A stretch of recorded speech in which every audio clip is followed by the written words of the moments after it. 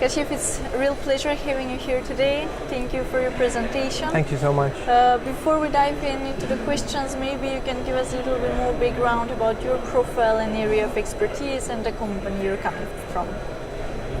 I'm from Australia and I work in Zalando, Berlin, and I'm a mathematician by trade, and at the moment I'm working as a research scientist and a data scientist at Zalando's sales forecasting team. You actually gave quite an interesting presentation on a very interesting topic for fashion forecasting and analytics. So I'm really interested, what is the main challenge here?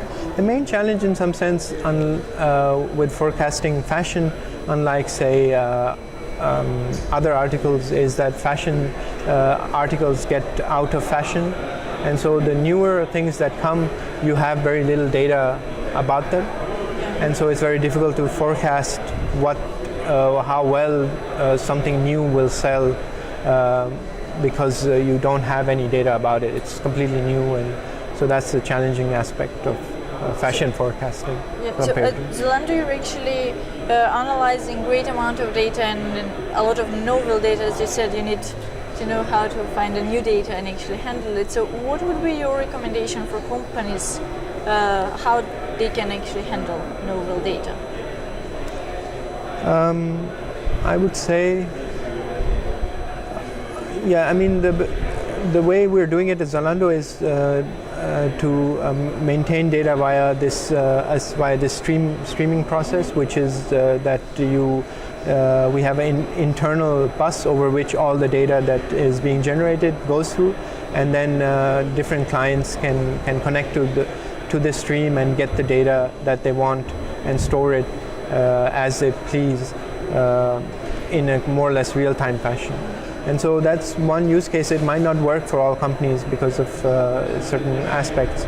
And the best thing I would say is to try to store the data in as raw a format as possible, preferably on HDFS. I don't know if you know this, on HDFS. So use HDFS to store the data as in a kind of a raw state as possible, because what has happened over the years is that disk space has become cheaper and cheaper, and so there's no point in kind of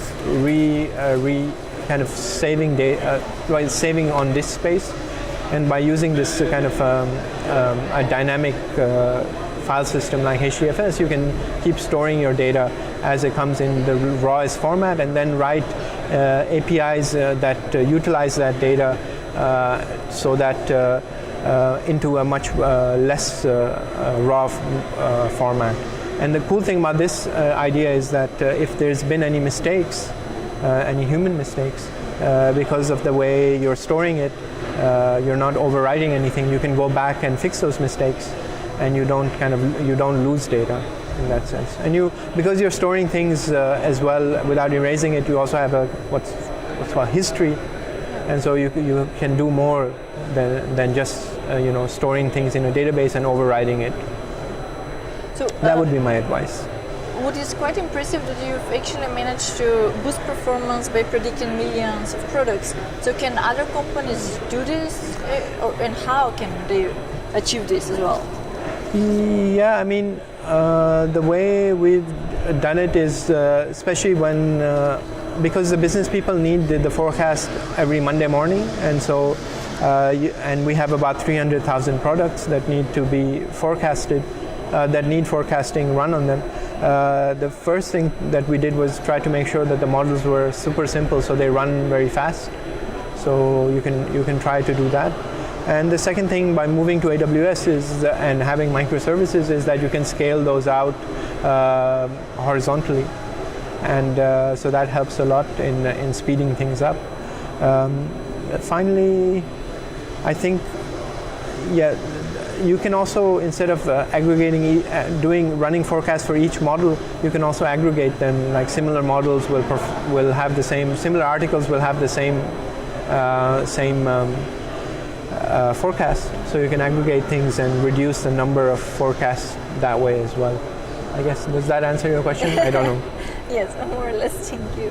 So, one final question. What do you think we can expect in the nearest future when it comes to data science, especially in fashion forecasting?